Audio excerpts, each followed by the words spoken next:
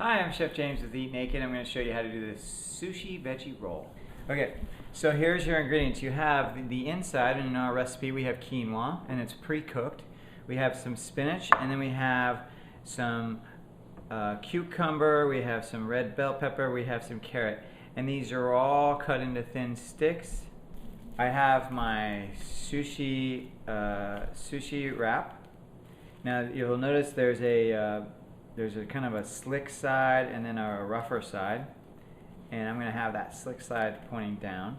So you want the nicer side when you go to the roll, so it's going to be pointing down. And then this right here is a sushi mat. Now you do not have to buy this.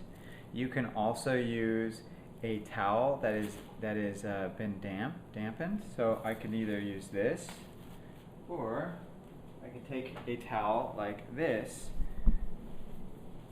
get it wet, wring it out, and then fold it to about the same size as a sushi roll.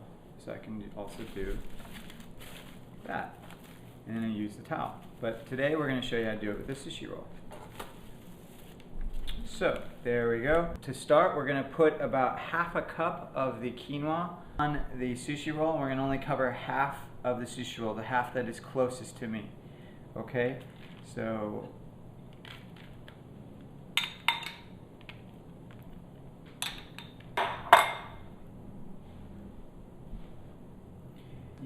you want it to spill out to the edges, and you'd like to try to get a uniformity. So you don't want it to be thick here and then thin here.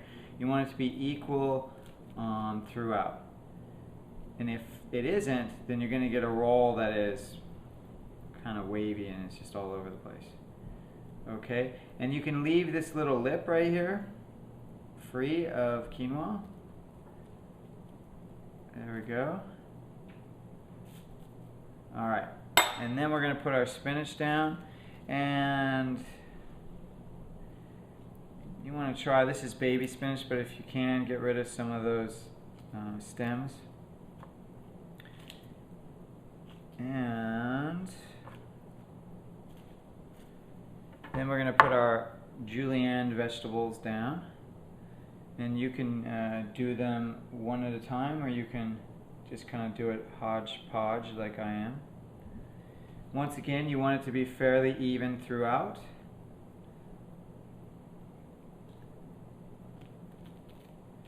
Okay, so now we're ready to roll. To start, we're going to do a motion like this. So we're going to be clawing it. We're going to use our fingers and go like that, and using the very tips of our fingers to tuck it in. Now, one thing you do need when it's done is you need to use a little water to seal it, but we'll do that in a second. So here we go.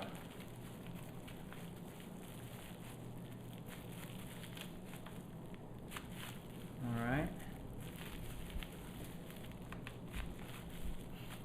And you want to make sure that the mat you're using, whether it's the towel or a sushi mat, is not getting stuck into it, so you have to pull that piece out.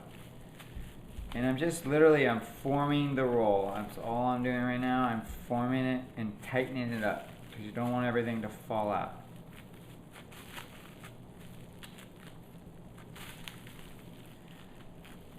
Alright. And then here's the part where we want a little water.